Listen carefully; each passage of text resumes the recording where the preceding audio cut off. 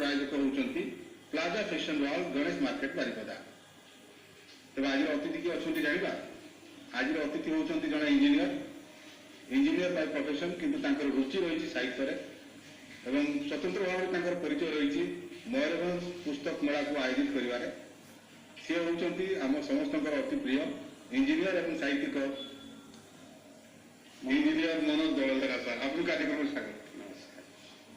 आपन को मेला केमती लगुच मेला भल लगुच पूर्व वर्ष अपेक्षा वर्षर जो तरण कराई सुंदर ता छड़ा आमर जो वर्ष जो टे फांका लगुच गला वर्ष जमी भिड़टा बेस लगुला छाड़ी छाड़ी कराई जो खाଇବା पोर्सनटा जो कराई जो स्टल लगी सब खाइबार सेटा भारी सुंदर ऑर्गेनाइज गत वर्ष अपेक्षा तेणु विशेष अपरिष्कार भाव जना पड़ूना।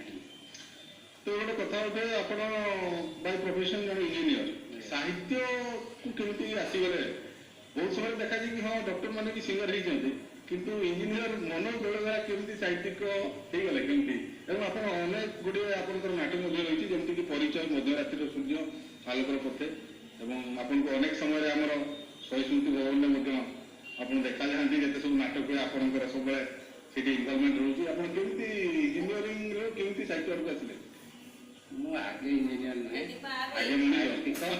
आगे साहित्यिक कलाकार चाकरी तो बहुत वर्ष कर पाले कि साहित्य जीवन और जो कलाकार जीवन बहुत वर्ष पूर्व आरंभ बोधे पाखापाखि मोर 35 वर्ष ऊर्ध हम चाकरी कली पाठ पत्र पाठ चाकरी कली किंतु चाकरी कर लोक अनेक निशा छाड़ दिखती बाकी मुझे आज पर्यंत छाड़ी ना तेणु नाटक भी करुच्ची लेखालेखी भी जारी रखी संगठन भी करुच्ची चली आज पर्यंत आपंकर इनवल्वमेंट रोटारी क्लब रही रोटारी क्लब प्रेसिडेंट रही तेरे गोटे कथा उठे जे गोटे मनीष जिते तार स्ट्रेस स्ट्रेन भितर बाहर मेला और साहित्य ये केमती रिलेसन रही आप मेला आप अतिथि आप जन साहित्यिक सुसाहित्यिक मेला और साहित्य युवाक केमती रिलेसन रही आप मेला को देखिए केवे किसी नाटक लिखिं कविता के प्रथम प्रथम मेला होता 2000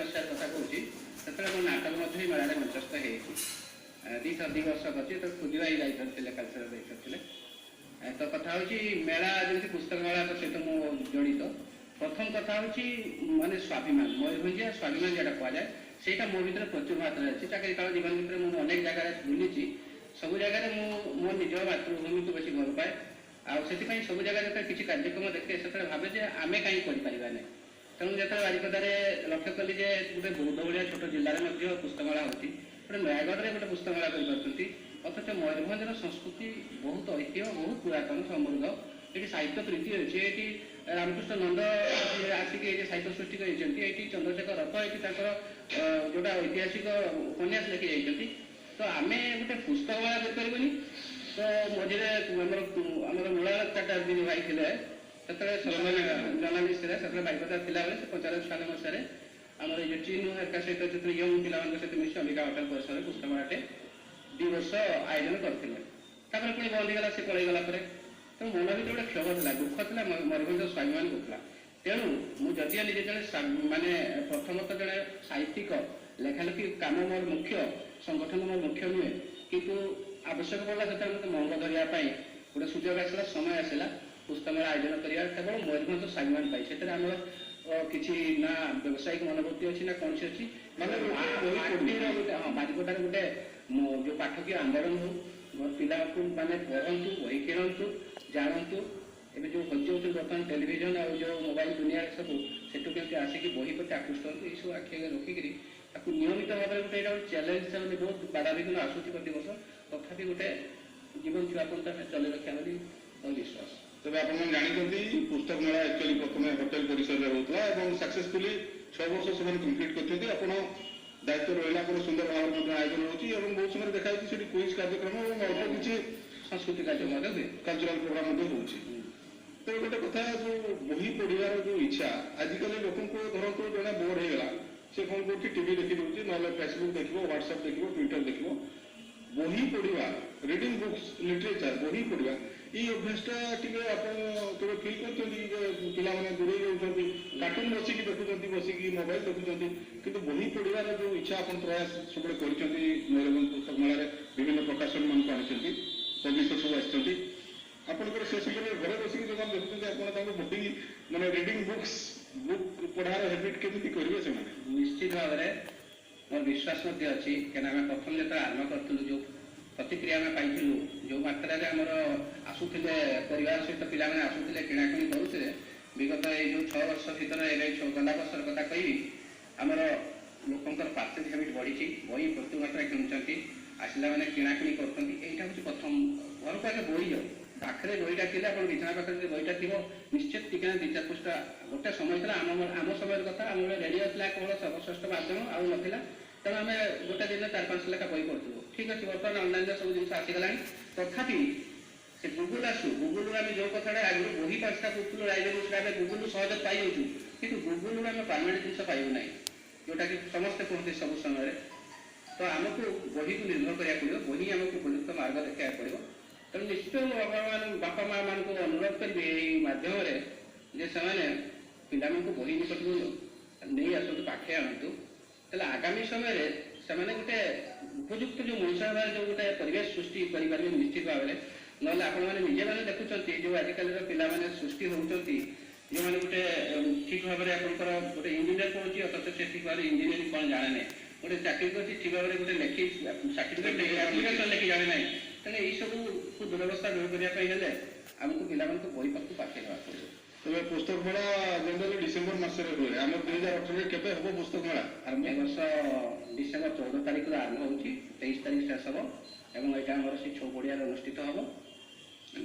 ତେବେ ଘରେ ବସିକି ଯେଉଁ ଦର୍ଶକ ଦେଖୁଛନ୍ତି ସେମାନେ ଜାଣି ରଖନ୍ତୁ, ଡିସେମ୍ବର ମାସରେ ଆମର ମୟୂରଭଞ୍ଜ ପୁସ୍ତକ ମେଳା ଆରମ୍ଭ ହେଉଛି, 14 ତାରିଖରୁ ଆରମ୍ଭ ହେବ ଏବଂ 23 ତାରିଖ ପର୍ଯ୍ୟନ୍ତ ଚାଲିବ। ଆପଣ ଯେଉଁ ବହି କିଣାର ଯେଉଁ ହ୍ୟାବିଟ୍ ରହିଛି ତାକୁ ଟିକେ ପ୍ରମୋଟ କରନ୍ତୁ। ତେବେ ଗୋଟେ କଥା ହେଲା ଯେ ସୋସିଆଲ ମିଡ଼ିଆ ବର୍ତ୍ତମାନ ଭାରି ଆକ୍ଟିଭ।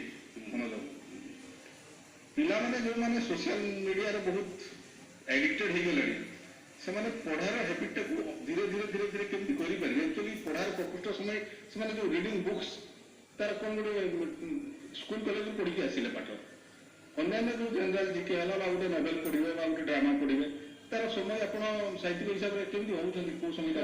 ଆଧୁନିକ ଯେତେ ପ୍ରକାର ସବୁ କୌଶଳ ବାହାରୁଛି ତା ସହିତ ଆମକୁ ତାଳ ଦେଇ ଚାଲିବାକୁ ପଡ଼ିବ। ଆମକୁ ସେଇ ସୋସିଆଲ ମିଡ଼ିଆକୁ ଖରାପ ନ ଭାବି ସେ ସୋସିଆଲ ମିଡ଼ିଆକୁ ସାଙ୍ଗରେ ନେଇ ଯିବାକୁ ପଡ଼ିବ। ଆଜି ଦେଖନ୍ତୁ, ଆଜି ସାହିତ୍ୟ କ୍ଷେତ୍ରରେ ସୋସିଆଲ ମିଡ଼ିଆକୁ ପ୍ରୟୋଗ କରାହେଉଛି। ଆପଣଙ୍କ ସୋସିଆଲ ମିଡ଼ିଆକୁ ଯିଲେ ଅନେକ କବିତା ପାଇବେ, ଆଗରୁ କବିତା ପାଉନଥିଲେ। ପୁସ୍ତକ ଉନ୍ମୋଚନ ହେଲା, ପୁସ୍ତକ କ'ଣ ବାହାରିଲା, ଆପଣ ମଧ୍ୟ ଜାଣିଥିବେ ବର୍ତ୍ତମାନ ଅନେକ ପତ୍ରିକା ଇ ମ୍ୟାଗାଜିନ୍ ସବୁ ହେଇଗଲା, ନ୍ୟୁଜ୍ ପେପର ବି ପେପର ହେଇଗଲାଣି। ତେଣୁ ଯେଉଁମାନେ ବି ଦୂର ଦୂରାନ୍ତ ରହୁଛନ୍ତି, ପାଉନାହାନ୍ତି, ଏମିତି ଅଛି ପତ୍ରିକା ସବୁ ଜାଗାରେ ପହଞ୍ଚି ପାରେନି, ବହି ସବୁ ଜାଗାରେ ପହଞ୍ଚି ପାରେନି, ସେମାନେ ଏଇ ମାଧ୍ୟମରେ ପାଇଯାଉଛନ୍ତି। ତେଣୁ ଆମକୁ ସବୁବେଳେ ଟେକ୍ନୋଲୋଜିକୁ ସାଙ୍ଗରେ ନେଇ ଚାଲିବାକୁ ଅଛି, ସେ ଅନୁସାରେ ଆମକୁ ରୂପାନ୍ତର ଦେବାକୁ ଅଛି। ତେଣୁ ବହି ବି ରହିବ, ତା ସହିତ ଏହାରି ମାଧ୍ୟମରେ ଆମେ ପ୍ରଚାର କରିବାକୁ ପଡ଼ିବ। ଆଜି ଆମେ ଗୋଟେ ପୁସ୍ତକ ମେଳା, ଗୋଟେ ଆଜି ଜଗାତ୍ରୀ ମେଳା ହେଉଛି, ଏଇସବୁ ଜିନିଷର ପ୍ରଚାର ପ୍ରସାର ଖବରକାଗଜ ବା ଅନ୍ୟାନ୍ୟ ମାଧ୍ୟମରେ ଯେତେ ନ ହେଉଛି ତାଠୁ ଅଧିକା ସୋସିଆଲ ମିଡ଼ିଆରେ ହେଉଛି। ତେଣୁ ଆମକୁ ତା ସହିତ ନେଇ ଚାଲିବାକୁ ପଡ଼ିବ। ତେବେ ଇଞ୍ଜିନିୟର ମନୋଜ ଦଳବେହେରା ଗୁରୁତ୍ୱପୂର୍ଣ୍ଣ କଥା କହିଛନ୍ତି। ଆପଣ ପଢ଼ାର ହ୍ୟାବିଟ୍ ସବୁବେଳେ ସୃଷ୍ଟି କରନ୍ତୁ ଏବଂ ସେଇଥିପାଇଁ ମୟୂରଭଞ୍ଜ ପୁସ୍ତକ ମେଳା ମଧ୍ୟ ଆୟୋଜିତ ହେଉଛି। ଭଲ ଭଲ ପବ୍ଲିସର, କେଉଁ ନାମୀ ଦାମୀ ଯେଉଁ ଆମର ପବ୍ଲିସର କେଉଁମାନେ ବିଶେଷ କରିକି ଆସୁଛନ୍ତି? ଆମର ଯେଉଁ NBT ନ୍ୟାସନାଲ ବୁକ୍ ଟ୍ରଷ୍ଟ ଆସେ, ସେ ଆପଣଙ୍କର ଦିଲ୍ଲୀରୁ ଆସନ୍ତି। ତା ସହିତ ଆମର ଓଡ଼ିଶା ସାହିତ୍ୟ ଏକାଡେମୀ, କେନ୍ଦ୍ର ସାହିତ୍ୟ ଏକାଡେମୀ, ତା ଛଡ଼ା ଆମର ଯେଉଁ ବାଲୁବଜାର, ଯେଉଁଟା ପୁସ୍ତକ ପାଇଁ ପ୍ରକାଶନ ପାଇଁ ପ୍ରସିଦ୍ଧ ଜାଗା, ସେଥିରୁ ଆପଣଙ୍କ ବଡ଼ ବଡ଼ ପବ୍ଲିସର୍ସ ମାନେ ଆସନ୍ତି, ବିଭିନ୍ନ ଭଲ ଭଲ ପବ୍ଲିସର ଆସନ୍ତି। ତାପରେ ଏଜୁକେସନାଲ ଇନଷ୍ଟିଚ୍ୟୁଟ୍ସ ମଧ୍ୟ ଆସନ୍ତି, ଅନେକ କିଛି ଆସନ୍ତି। ବିଭିନ୍ନ ପ୍ରକାର ଜଣେ ମ୍ୟାଜିସିଆନ୍, ମ୍ୟାଥମେଟିକ୍ସର ଗୋଟେ ଯାଦୁକର ଭଳିଆ ଜଣେ ଆସିଥିଲେ, ମ୍ୟାଥମେଟିକ୍ସକୁ ବି ସହ କରାଇପାରେ। ବିଭିନ୍ନ ପ୍ରକାର ଆମେ ସବୁବେଳେ ଚେଷ୍ଟା କରିଥାଉ ଶିକ୍ଷା ସମ୍ବନ୍ଧୀୟ ଗୋଟେ ଭେରିଏସନ୍ ଆଣିବା ପାଇଁ, ପୁସ୍ତକମେଳା ଭିତରେ ନୂଆ ନୂଆ ଜିନିଷ ସୃଷ୍ଟି କରିବା ପାଇଁ, ସୁଯୋଗ ସୃଷ୍ଟି କରିବା ପାଇଁ ଏଇ ଜାରି ରହିଛି। ଆଉ ତେବେ ଆପଣଙ୍କୁ ପୁଣି ଥରେ ଅନୁରୋଧ, ଆପଣ ମେଳା ବି ଦେଖନ୍ତୁ ଏବଂ ମୟୂରଭଞ୍ଜ ପୁସ୍ତକ ମେଳା ମଧ୍ୟ ଆସିବ। ଆପଣ ମେଳାରୁ ଗୋଟେ ଦୁଇଟା ବହି କିଣିବେ ଏବଂ ପିଲାମାନଙ୍କର ଯେଉଁ ପଢ଼ାର ହ୍ୟାବିଟ୍ ଅଛି ତାକୁ ଆଗେଇ ନେବେ। ତେବେ ବ୍ୟସ୍ତତା ଭିତରେ ମନୋଜ ବାବୁ ଆପଣ ଆସିଲେ, ମନର କଥା କିଛି କହିଲେ, ତେଣୁ ମେଳା ତରଫରୁ, ଷ୍ଟୁଡ଼ିଓ ତରଫରୁ ଆପଣଙ୍କୁ ବହୁତ ବହୁତ ଶୁଭେଚ୍ଛା। ଆପଣଙ୍କର ଚଲାବାଟ କୁସୁମିତ ହେଉ, ଆପଣ ସୁସ୍ଥ ରୁହନ୍ତୁ ଏବଂ ଷ୍ଟୁଡ଼ିଓକୁ ଆସିକି ଏମିତି ଆମକୁ ବାର୍ତ୍ତା ଦିଅନ୍ତୁ। ଧନ୍ୟବାଦ। ଯିବା ସାଂସ୍କୃତିକ ମଞ୍ଚକୁ ଦେଖିବା କ'ଣ ଚାଲିଛି।